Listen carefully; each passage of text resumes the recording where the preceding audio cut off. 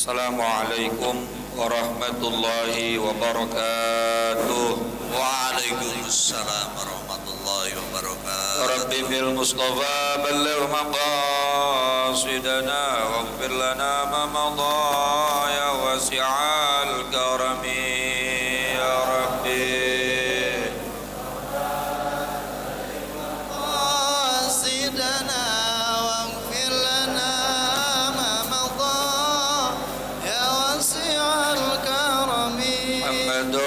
سيد الكونين والثقلين والفريقين من عرب ومن عجم يا ربي بالمصطفى بلغ مقاصدنا واغفر لنا ما مضى يا واسع الكرم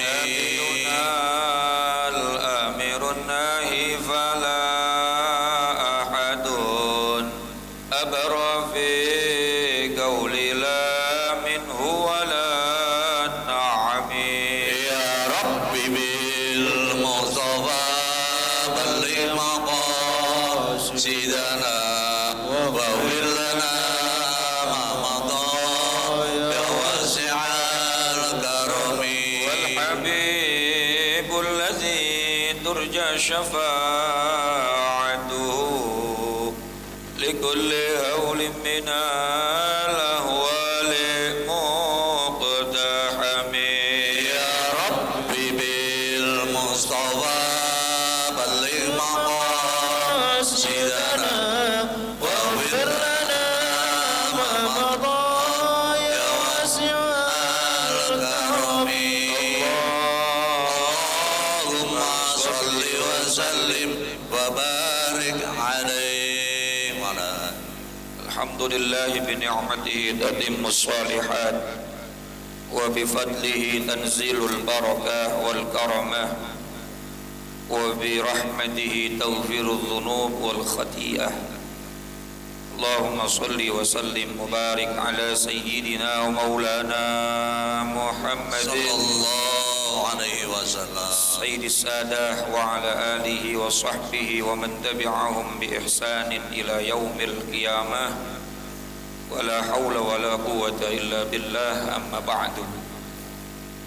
Hadratil Mukarram yang mulia, para alim, para ulama, para asatidz, para guru-guru kita, Kiai Haji Dr. Adus Muhammad Ja'far, Kiai Haji Ahmad Habib Abdul Rashid Ramli, Kiai Haji Zulfa Mustafa Muqarrab bin Yusuf, Ustadz Zidan Mutafaqih, juga penceramah kita Kiai Haji Abdul Rahman Sahih. Mudah-mudahan semuanya mendapatkan sehat, afiat, barakah hidup dunia dan akhirat, dan dipanjangkan umurnya dalam taat ibadah oleh Allah Subhanahu wa taala. Pengurus Majelis Ta'lim Ukhuwah Islamiyah Bapak Haji Basroin, Ustaz Haji Muhammad Tahir, juga pengurus Masjid Al-Barakah Bapak Simuhadi dan seluruh para pengurusnya, serta para jamaah, bapak-bapak, ibu-ibu dan saudara-saudaraku yang tanpa terkecuali, semoga semuanya dimuliakan oleh Allah Subhanahu wa taala.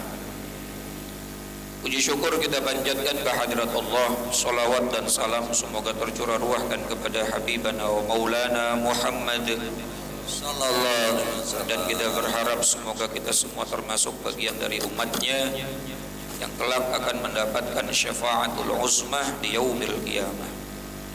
Al-Fatihah bil qabul wa ila hadratir rasul ala hadhihi niyyah wa ala kulli niyatin salihah wa ala man nawa salafus salih wa ila hadratin nabil mustafa sayyidina wa habibina syafi'ina wa maulana Muhammadin sallallahu alaihi wasallam wa ala alihi wa azwajihi wa dhurriyyatihi wa ali baitil kiram. Wa nakhussu khasatan li hadrati muallif hadzal kitab السيد الشيخ زين الدين بن علي المليباري الفناني وسيد الشيخ نواوي بن عمر الجاوي البنتني وأصولهم وفروعهم من الله يعلي درجاتهم في الجنة ويعيد علينا من بركاتهم وأسرارهم وأنوارهم وعلومهم ونفحاتهم في الدين والدنيا والآخرة وإلى أرواح والدينا وآبائنا وجميع المسلمين والمسلمات والمؤمنين والمؤمنات الأحياء منهم والأموات وإلى حضرة النبي الفاتحة. أعوذ بالله من الشيطان الرجيم. بسم الله الرحمن الرحيم. الحمد لله رب العالمين الرحمن الرحيم مالك يوم الدين إياك نعبد وإياك نستعين اهدنا الصراط المستقيم صراط الذين أنعمت عليهم غير المغضوب عليهم ولا الضالين رب اغفر لي ولوالدي آمين. بسم الله الرحمن الرحيم. قال المصنف رحمه الله تعالى ونفعنا بعلومه وأمدنا بأسراره في الدارين آمين. وقال الشيخ محي الدين النووي. Betul nggak itu? Bu, halaman berapa? 40. Halaman 57 Bu, tengah. Waqala Syekh Muhyiddin An-Nawawi, berkata Syekh Muhyiddin An-Nawawi, Al-Imam An-Nawawi, fi qaulihi ta'ala, di dalam menerangkan tentang firman Allah Subhanahu wa taala surat Al-Maidah ayat 105. Yang Allah berfirman, Bismillahirrahmanirrahim. Ya ayyuhalladzina amanu 'alaikum anfusakum la yadurrukum man dhalla idza hadaitum. Ya ayyuhalladzina amanu, wahai orang-orang yang beriman, 'alaikum anfusakum, jagalah diri kalian. La yadurrukum, tidaklah akan sesat atau tidak akan pernah menjadikan madarat man dhalla idza tadaitum, apabila kamu sudah mendapatkan petunjuk. In hadhil ayat al-karimah, sesungguhnya ayat yang mulia ini, mimma yughtarru biha aktsarul jahilin, adalah salah satu di antara banyak ayat yang membuat kebanyakan orang-orang bodoh itu terkecoh. Makanya kita kalau ngaji, baca Al-Quran, jangan langsung terjemah, kita telan bulet-bulet, kita baca tafsirnya, karena terjemah itu hanya menerjemahkan dari bahasa Arab ke bahasa Indonesia. Akan tetapi maqasidnya, tujuan ayat itu yang bisa merumuskan atau menyimpulkan adalah orang-orang yang punya kompetensi. Al-Quran itu bahasa yang luar biasa tinggi sastranya. Kalau nggak punya ilmu nahu, nggak tahu ilmu sorof, ilmu ma'ani, ilmu bayan, balaghah dan lain sebagainya, kita nggak bakal bisa tahu maqasidul ayah. Kita nggak tahu tuh maksud ayat itu apa. Sehingga Rasulullah tidak berlebihan ketika bersabda, man fassarul Qur'ana bi ra'yi faqad akhta'a. Siapa orang yang nafsirin Al-Quran dengan logikanya sendiri, faqad akhta'a, dia pasti salah. Itu Nabi yang bilang. Kalau udah salah, fatabawwa maq'adahu finnar, silahkan cari tempatnya di neraka. Apalagi kalau ayat-ayat yang berkaitan dengan sifat-sifat Allah, namanya ayat mutasyabbihat. Ini kalau nggak ngaji tafsir bahaya. Di Al-Quran ada kalimat yadullaha fawqa aydihim. Yadun itu artinya apa Pak? Saya mau tanya. Sering saya ibarkan, sering saya gambarkan. Yadun itu artinya apa? Tangan kan ya. Yadullah berarti kalau langsung diterjemahin artinya tangannya Allah. Baca terjemah, nggak ngaji tauhid, nggak ngaji tafsir, tangannya Allah. Langsung otak kemana-mana tuh. Jempolnya segede apa? Betul nggak? Sementara dalam ilmu tauhid Allah itu sifatnya mukhalafatul lil, berbeda dengan makhluknya. Dalam zatnya beda, dalam sifatnya beda, dalam perbuatannya beda. Wa huwa munazzahun an jismiyah, dan Allah itu tersucikan dari sifat-sifat jisim. Maka nauzubillahi min zalik, kalau kita baca Quran, nggak baca tafsir, nggak ngaji tauhid, ujung-ujungnya kita akan menjisimkan Allah dengan dalil di Al-Quran juga ada nih kalimat yadun, tangan. Allah punya tangan berarti tadi. Subhanallah.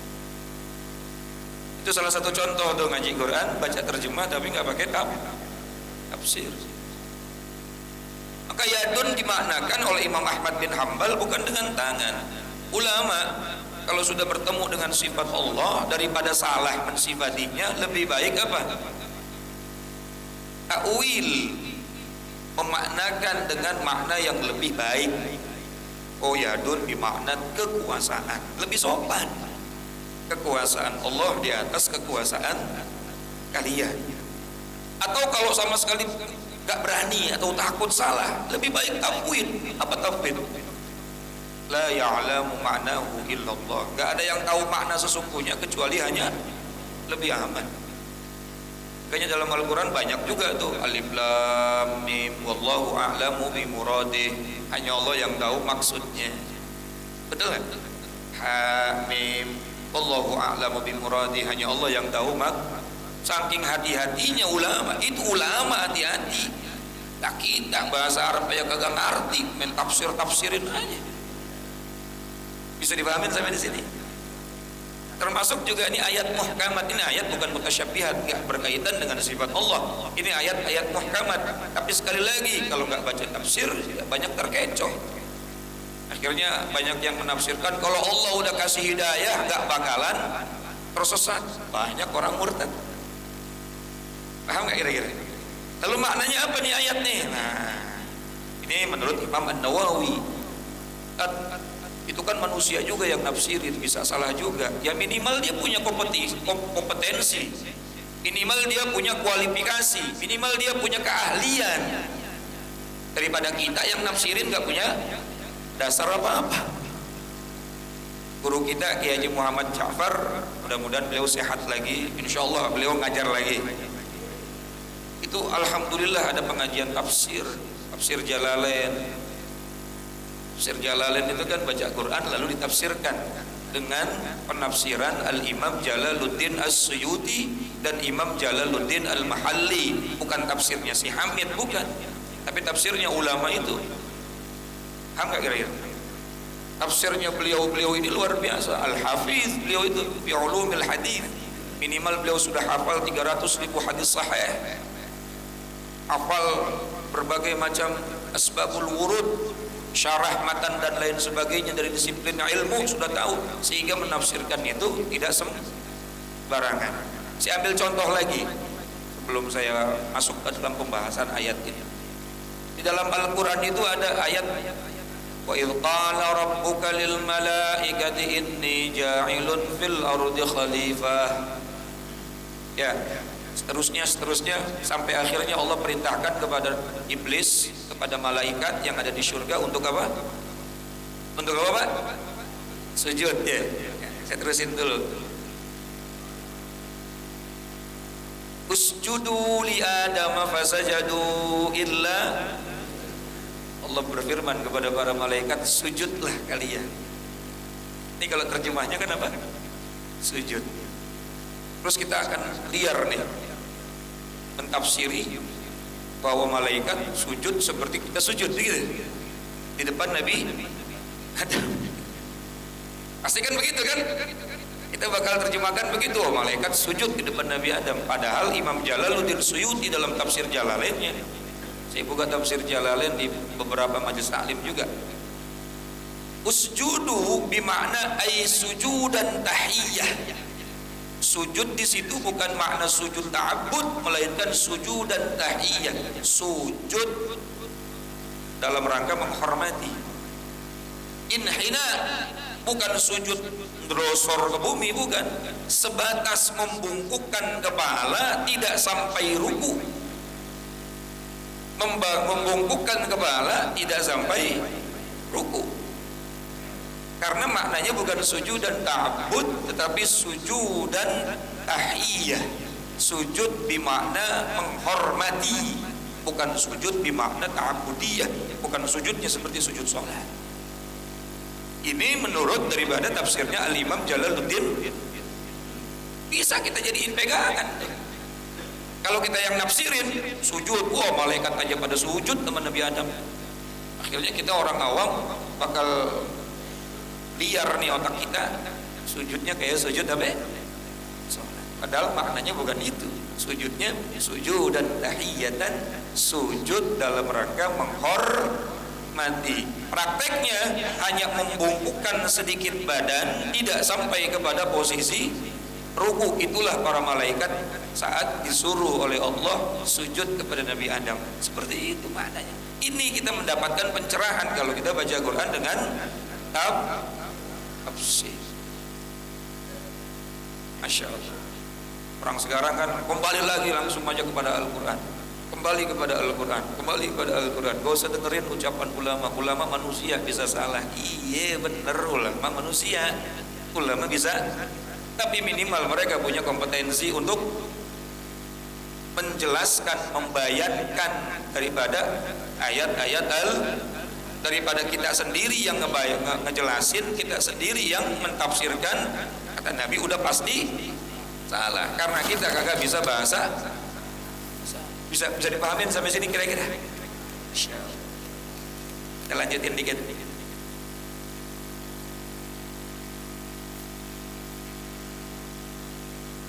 Balis shawabu fi ma'naha. Baru muqaddimah.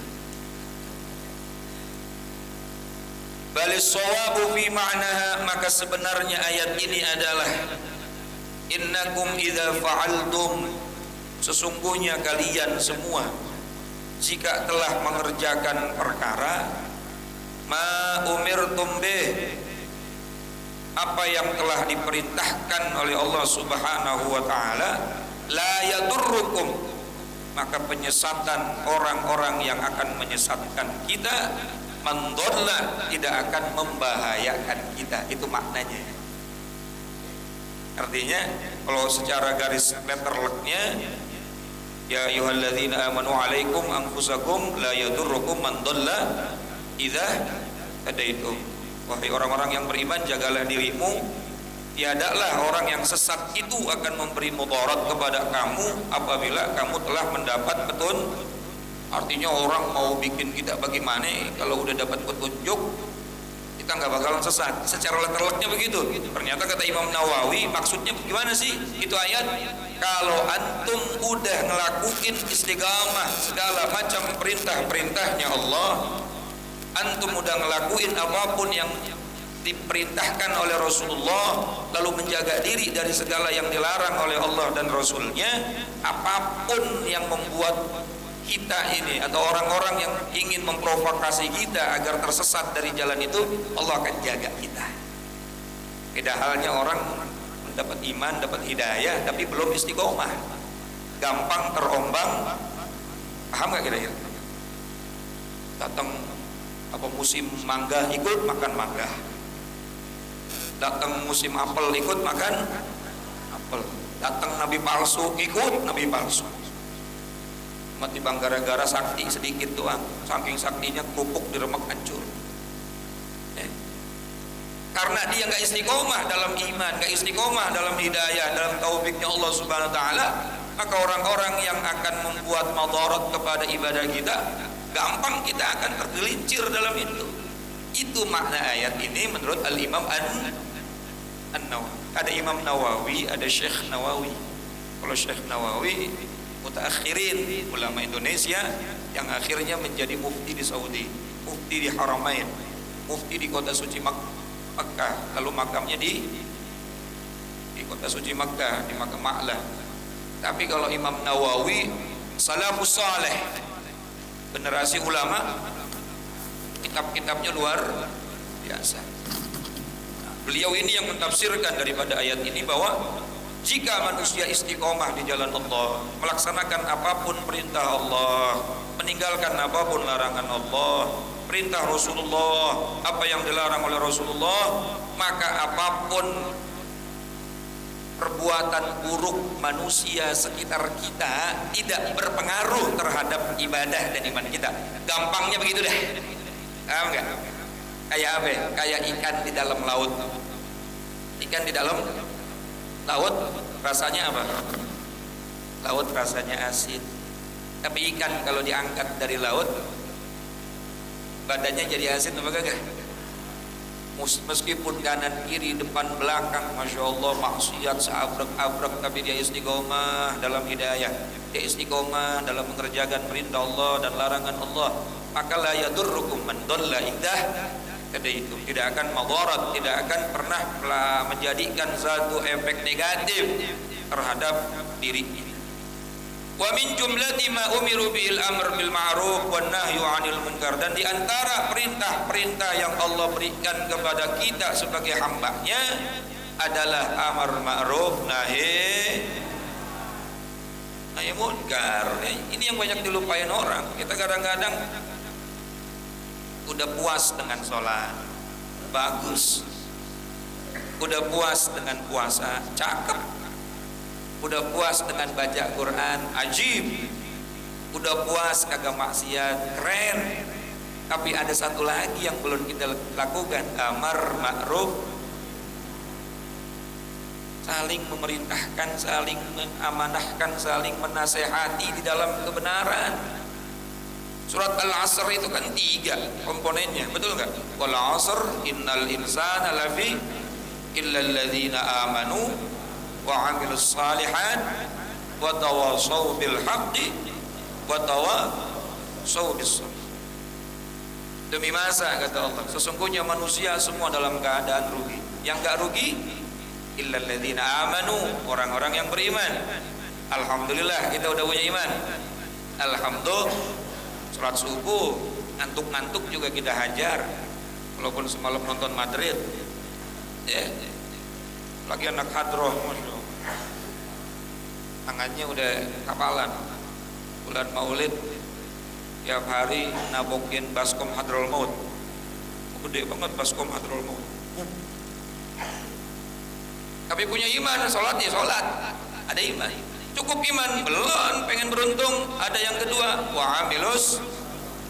Kita buktikan iman kita dengan berbagai macam amal soleh. Iman doang kalau nggak beramal saleh, kata Nabi, al-imanu uryanun, iman itu telanjang, walibasut taqwa, dan pakaian iman itu adalah amal soleh, perbuatan perbuatan baik, apapun yang Allah perintahkan dikerjakan, apapun yang Allah larang diting dalam berbagai macam aspek kehidupan, baik hablum minallah atau hablum minannas, baik yang kaitannya sama hakullah, haknya Allah, atau kaitannya sama haknya sesama manusia. Itu amal soleh namanya. Habis iman beramal soleh, satu lagi supaya pengen selamat nih, watawa saubil haqqi, saling nasihati dalam kebenaran. Ini yang banyak dilalaikan. Ya, udah biarin aja dah, asal jangan kita begitu kita ngomongnya. Betul gak? Biarin aja dah tetangga gitu, asal jangan kita. Nggak bisa, kita punya kewajiban ngingetin. Man ra'a minkum munkaran falyughayyir biyadi. Kalau kalian lihat kemungkaran, maka rubahlah kemungkaran itu dengan tangan kalian, dengan kekuasaan kalian kalau mampu. RW, RT mampu kan ya? Lurah, camat, contohnya wali kota, gubernur bikin peraturan tuh untuk mencegah maksiat, betul nggak? Paling tinggi menteri, presiden, lihat kemungkaran, ubah dengan tangannya. Idza lam tastati', kalau nggak mampu, kita nggak mampu nih, nggak bisa bikin peraturan, nggak bisa nyuruh orang, fabilisanih, maka minimal dengan lisan, nasehatin.